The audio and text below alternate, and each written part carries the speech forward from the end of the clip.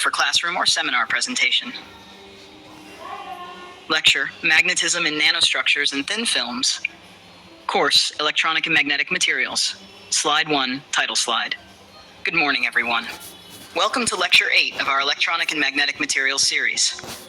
Today, we'll explore the fascinating world of magnetism in nanostructures and thin films, where classical magnetism meets the quantum realm.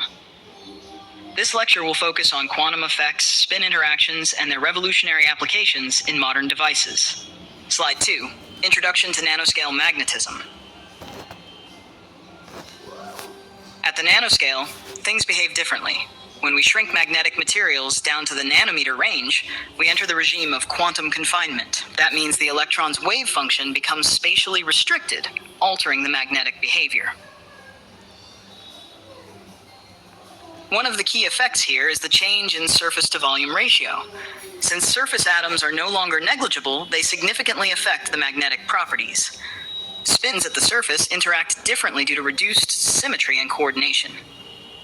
In essence, spin interactions begin to dominate, giving rise to unique phenomena that are absent in bulk materials. Slide 3, Quantum Confinement and Superparamagnetism. Let's now consider a very important concept, superparamagnetism. In bulk ferromagnets, magnetic domains resist randomization due to thermal energy. But in nanoparticles, especially those below 5 to 20 nanometers depending on the material, the thermal energy becomes strong enough to randomly flip the entire magnetic moment. This leads to zero coercivity and no hysteresis in the MH loop, a hallmark of superparamagnetism. The characteristic relaxation time is given by the Neal-Arrhenius equation. Tau equals well 0 for left kV kt, right, where tau 0 is a characteristic attempt time, 10 s, k is the anisotropy constant, v is particle volume, k is Boltzmann's constant, and T is temperature. Slide 4, Magnetic Thin Films. Thin films add a new layer of complexity. Here, the substrate-induced strain alters the magnetocrystalline anisotropy. As a result, the magnetization may prefer to align either in plane or out of plane, depending on the thickness and interface structure. This anisotropy tailoring is critical for devices like magnetic tunnel junctions, MTJs, and spin valve sensors, which require precise control of magnetic orientation. Slide 5, Exchange bias in thin films. When we pair a ferromagnet Fm with an antiferromagnet M in a bilayer structure, we observe a phenomenon called exchange bias. After field cooling, the hysteresis loop of the Fm shifts along the field axis. This shift, known as loop bias, is used in magnetic field sensors and MRAM to pin one layer's magnetization direction. Slide 6, GMR, TMR, and spin valves. Enter the world of spintronics. First up is giant magnetoresistance, GMR, where resistance changes depending on the spin alignment of layers due to spin-dependent scattering. Next, tunneling magnetoresistance, TMR, occurs when electrons tunnel through an insulating barrier in an MTJ, with resistance modulated by relative spin alignment. The magnetoresistance ratio is given by frac R minus RP, RP, where RAP and RP are the resistances in antiparallel and parallel configurations, respectively.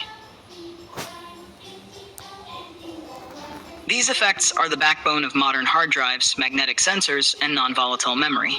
Slide 7, lithographically defined nanostructures. Using nanolithography, we can define patterns with magnetic nanodots or nanolines.